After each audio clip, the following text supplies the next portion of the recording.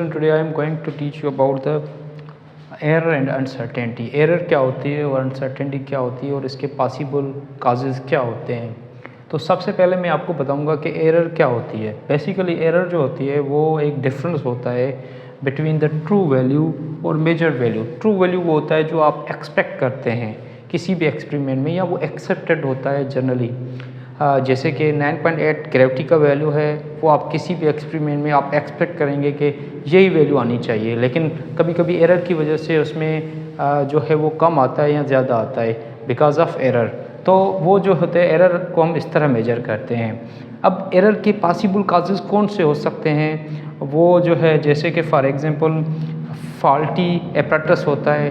Faulty apparatus का मतलब है कि उसमें हो सकता है कि आपके जो एपरेटस है वो यूज़ कर रहे हैं उसकी पुअर कैलिब्रेशन है, मतलब उसकी जो मार्किंग की गई है वो मार्किंग सही नहीं है, या फिर जो आप जो ज़ीरो एरर है उसके अंदर. तो इस तरह जो है उसे आप कह सकते हैं कि इसकी वजह से फॉल्टी एपरेटस की वजह से आपका जो है वो एरर आ जाता है. और उसके बाद है ह्यूमन इनएक्सपीरियंस. कभी कभी ऐसा भी होता है कि जो इंसान एक्सपेरिमेंट परफॉर्म करता है वो उन इंस्ट्रूमेंट से या कोई सी उस जो उसकी थ्योरी है या किसी वैल्यू उससे वाकिफ़ नहीं होता, तो उसकी वजह से भी वो जो है सही तरीके से परफॉर्म नहीं कर पाता. तो ह्यूमन इनएक्सपीरियंस की वजह से भी एरर आ जाती है. और उसके अलावा इम्प्रॉपर टेक्निक का मतलब है कि आप जो है स्टैंडर्ड प्रोसीजर यूज़ नहीं कर रहे. स्टैंडर्ड प्रोसीजर का मतलब होता है कि आपका जो एक्सेप्टेड प्रोसीजर है जिसकी वजह से वो आपका एक्सपेरिमेंट परफॉर्म हो सकता है वो आप वो फॉलो नहीं कर रहे हैं, तो इस वजह से भी आपकी जो है एरर आ सकती है. लेकिन अनसर्टेनिटी का मतलब क्या होता है. अनसर्टेनिटी जो होती है ये होती है कि possible deviation from the measuring value.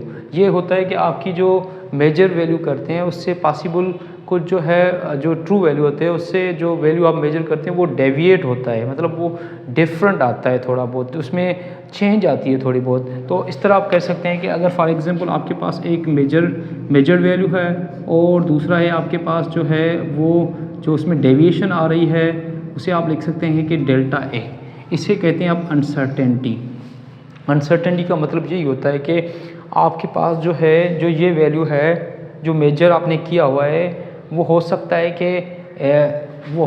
कि ए प्लस डेल्टा ए आए, डेल्टा मीन्स अनसर्टेनिटी, या फिर जो है आपका जो वैल्यू है वो आए ए माइनस डेल्टा ए.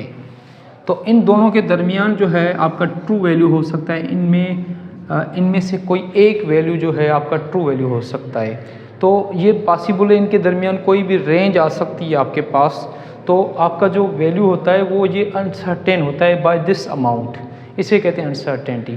अब अनसर्टेनिटी क्यों होती है, अनसर्टेनिटी के काजेज़ होते हैं. एक तो लिमिटेशन ऑफ इंस्ट्रूमेंट, जो जिस इंस्ट्रूमेंट से आप मेजर कर रहे हैं वो जो है हमेशा प्रिसाइज नहीं होता. उसकी प्रिसिशन ऐसा नहीं कह सकते आप कि ये 100% जो है एग्जैक्ट जो है मेजर कर सकता है. जैसे फॉर एग्जाम्पल आप अगर मेजर कर रहे हैं स्केल से, तो स्केल का जो डिवीजन कम से कम होता है 1 मिलीमीटर. तो अगर कोई और ऑब्जेक्ट जो है आप वही ऑब्जेक्ट जो है मेजर कर रहे हैं आप वर्नियर कैलिपर से, तो उसकी प्रिसिशन ज़्यादा होगी क्योंकि उसकी लीस्ट काउंट कम है.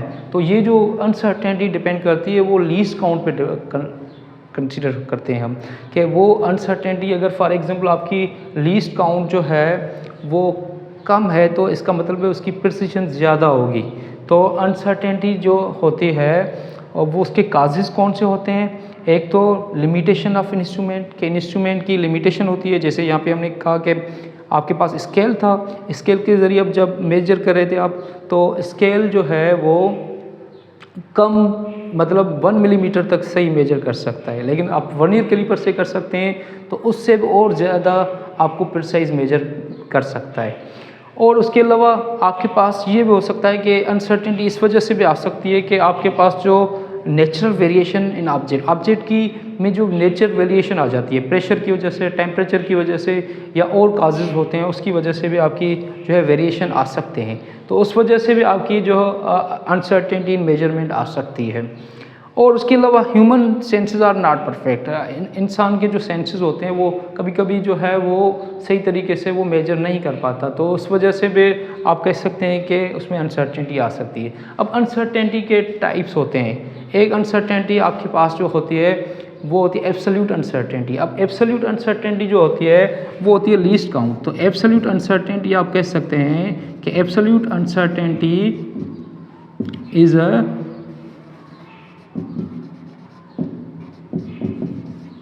equal to least count of an instrument।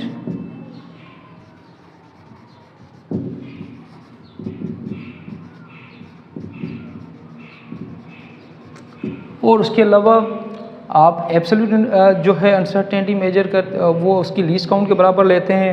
और दूसरी होती है फ्रैक्शनल अनसर्टेनिटी। अब फ्रैक्शनल अनसर्टेनिटी जो होती है वो बराबर होती है, फ्रैक्शनल अनसर्टेनिटी जो होती है वो बेसिकली आप ट्रू वैल्यू के रिलेटिव मेजर करते हैं कि आपके पास जो फॉर एग्जांपल जब मेजर्ड वैल्यू जो है उसके लिहाज से आपके पास जो है अनसर्टेनिटी कितनी आ रही है। तो फ्रैक्शनल अनसर्टेनिटी जो होती है उसको आप इस तरह लिखते हैं कि फ्रैक्शनल अनसर्टेनिटी जो होती है वो आपके पास जो डेल्टा ए है, जो अनसर्टेनिटी आपके पास है उसको डिवाइड करते हैं जो आपके पास मेजर्ड वैल्यू है ए, ठीक है, जो भी आपके पास आंसर आए वो फ्रैक्शनल अनसर्टेनिटी होती है। और उसके अलावा अगर आपको परसेंटेज अनसर्टेनिटी फाइंड करनी हो, उसके जो नेक्स्ट होती है वो परसेंटेज अनसर्टेनिटी, तो आप जस्ट इसको फ्रैक्शनल अनसर्टेनिटी को 100 से मल्टीप्लाई करते हैं।